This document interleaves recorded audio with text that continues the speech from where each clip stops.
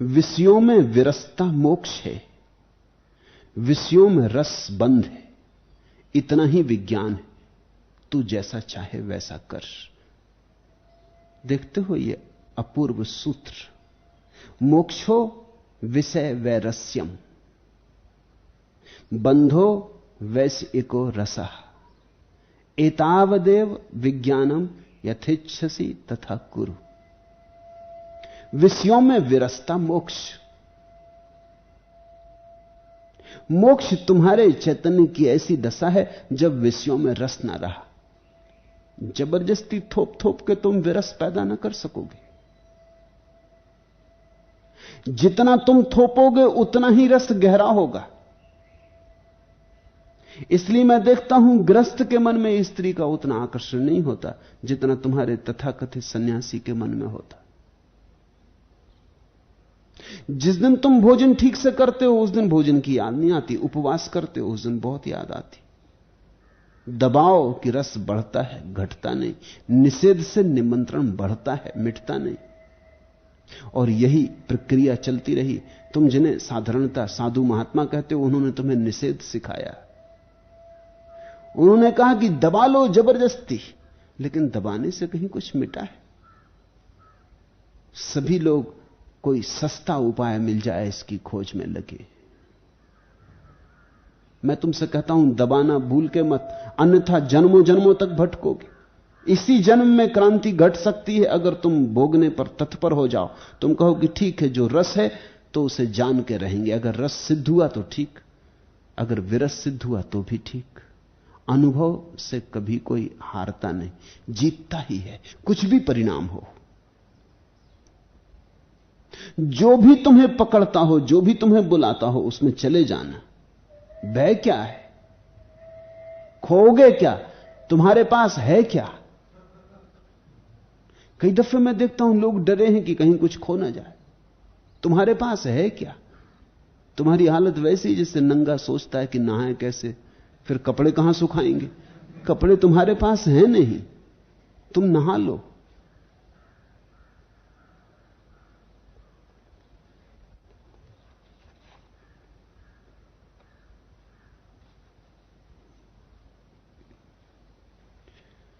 विषयों में विरसता मोक्ष है। विरसता कैसे पैदा होगी, यही साधना है। तथाकथित धार्मिक लोग तुमसे कहते हैं विरसता पैदा नहीं होगी, करनी पड़ेगी। मैं तुमसे कहता हूं होगी, कि नहीं जा सकती। अगर विषय अर्थहीन है तो हो ही जाएगी, अनुभव से हो जाएगी। तुम देखे छोटा बच्चा खिलौनों में रस लेता, लाख चेष्टा करो तो भी खिलौनों से उसका रस नहीं जाता। फिर बड़ा हो जाता और रस चला जाता। फिर तुम उससे कहो कि अपनी गुड्डी ले जाए स्कूल, तो वो कहता छोड़ो भी, तुम्हारा दिमाग खराब, स्कूल में क्या अपना मजाक करवाना। एक दिन खुद ही गुड्डी को कचरे घर में फेंक आता कि झंझट मिटाओ, ये पुराने दिनों की बदनामी घर में ना रहे। इसके रहने से पता चलता है कि हम भी कभी बुद्धू थे। लेकिन यही छोटा जब था तो इसे समझाना कठिन था कि गुड्डी गुड्डी है, इतना रस मत ले। बिना गुड्डी की रात सो नहीं सकता था।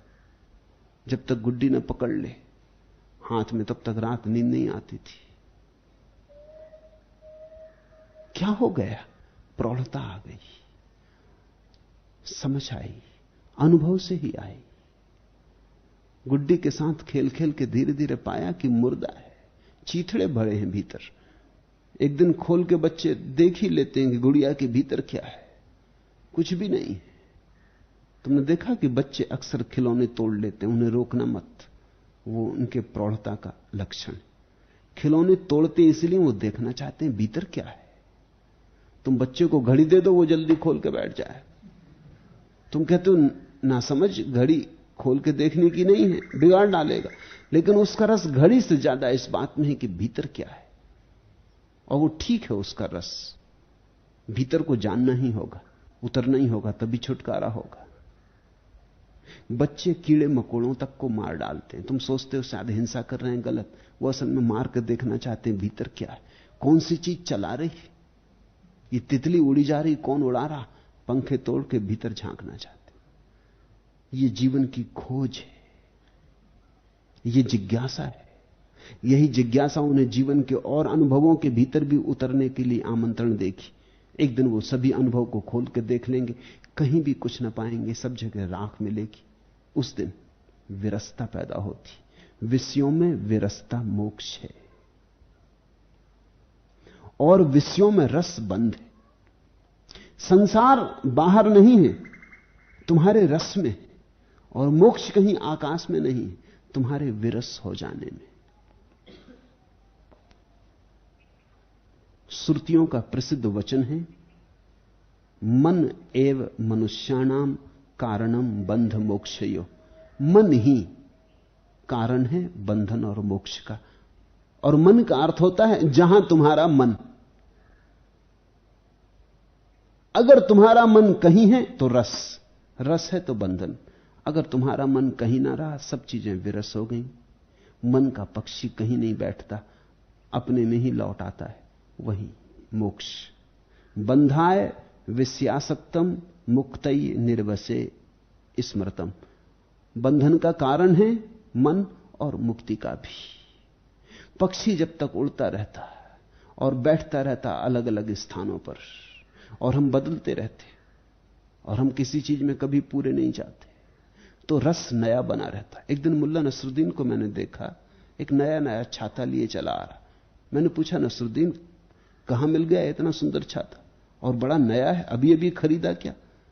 उसने कहा, अभी तो नहीं खरीदा है, तो कोई 20 साल पुराना। मैं थोड़ा चौंका, छाते के लक्षण 20 साल पुराने के नहीं। मैंने कहा, थोड़ा इसकी कथा कहो तो मेरी समझ में आए, क्योंकि 20 साल पुराना नहीं मालूम होता। साल छाते तो साल 2 साल में खत्म होने की अवस्था में आ जाते, 20 साल। उसने कहा, है तो 20 साल पुराना, आप मानो या ना मानो, और कम से कम 25 दफे तो इसको सुधरवा चुका, और कम से कम 6 दफे ये दूसरों के छातों से बदल चुका, और नया का नया है, फिर भी नया का नया है। अब जब छाता बदल जाएगा तो नया का नया बना ही रहेगा। तुम कभी किसी एक रस में गहरे नहीं जाते, ऐसे फुदकते रहते, तो रस नया का नया बना रहता है। थोड़े दौड़े धन की तरफ, फिर देखा कि नहीं, ये नहीं मिलता।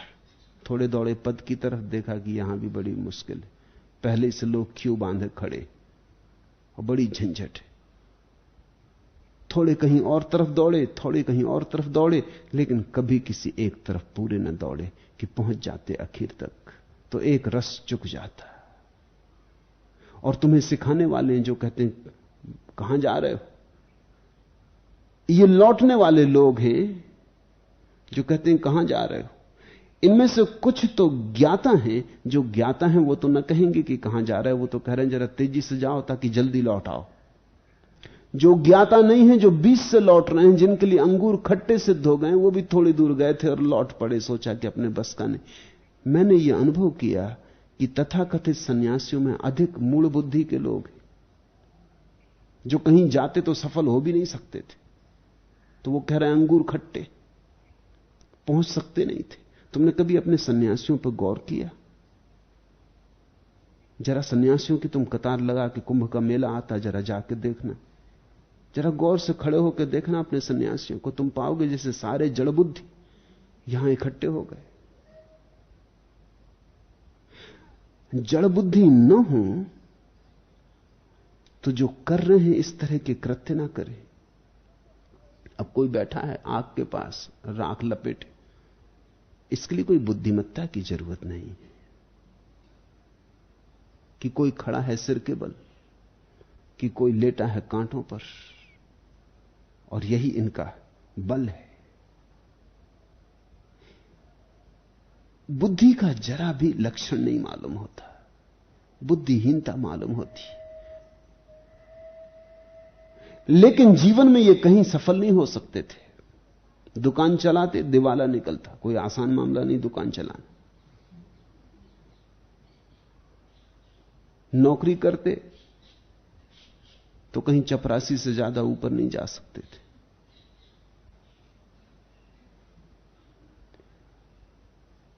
इन्होंने बड़ी सस्ती तरकीब पाली,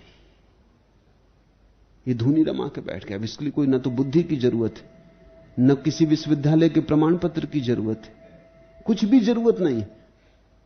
ये तो जड़ बुद्धि से जड़ बुद्धि आदमी भी कर ले सकता है, इसमें क्या मामला है। गधे भी जमीन पर लौट के धूल चढ़ा लेते, इसमें कोई बात है।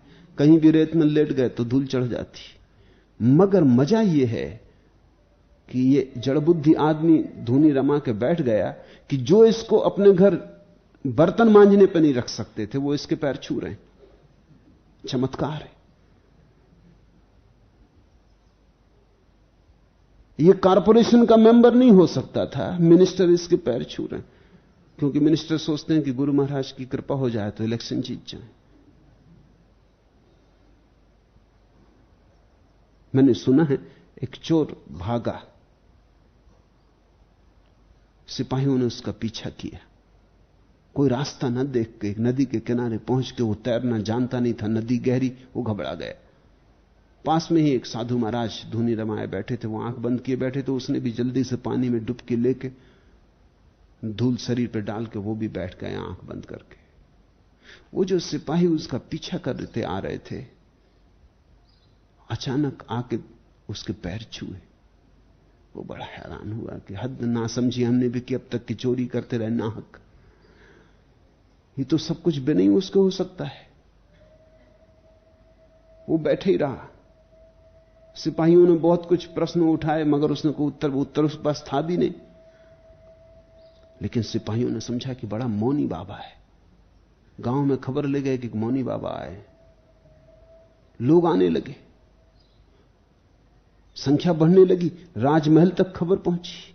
खुद राजा आया, उसने चरण छुए और कहा, महाराज कब से मौन लिया है? मगर वो बैठे तो उत्तर देते ही नहीं। वो चोर मन में सोचने लगा कि हद हो गई, इन्हीं के घर से ठीकरे चुरा चुरा के मैं काम चलाता था, और अब तो हीरे जवाहरात के चरणों में आने लगे। लोग सोने के आभूषण चढ़ाने लगे, रुपए चढ़ाने लगे। ये वही लोग जो उसे पकड़वा देते। जब सम्राट आया तो उससे ना रहा गया। उसने कहा कि नहीं, मेरे पैर मत छुए, मैं चोर हूं और एक सीमा होती। लेकिन एक बात पक्की कि अब मैं चोर होने वाला नहीं, क्योंकि मैं बिल्कुल पागल था। किसी ने मुझे बताई नहीं ये तरकीब पहले, ये तो अचानक हाथ लगी। और मैं बिल्कुल झूठा सन्यासी हूं और इतना समादर, इतना आदर मिल रहा है, काश मैं सच्चा होता। मैंने बहुत सन्यासियों को देखा घूमकर सारे देश में, 99% बुद्धिहीन, जड़ बुद्धि, जीवन में कहीं सफल ना हो सकते थे, अंगूरों तक पहुंच ना सके, चिल्लाने लगे खट्टे। उनकी सुन के तुम लौट मत पड़ना, अन्यथा कभी विरसता पैदा ना होगी, रस बना रहेगा। विषयों में विरसता मोक्ष, विषयों में रस बंध। और कहते जनक इतना ही, अष्टावक्र कहते इतना ही जनक विज्ञान है, इतना ही विज्ञान। विज्ञान शब्द बड़ा अद्भुत है।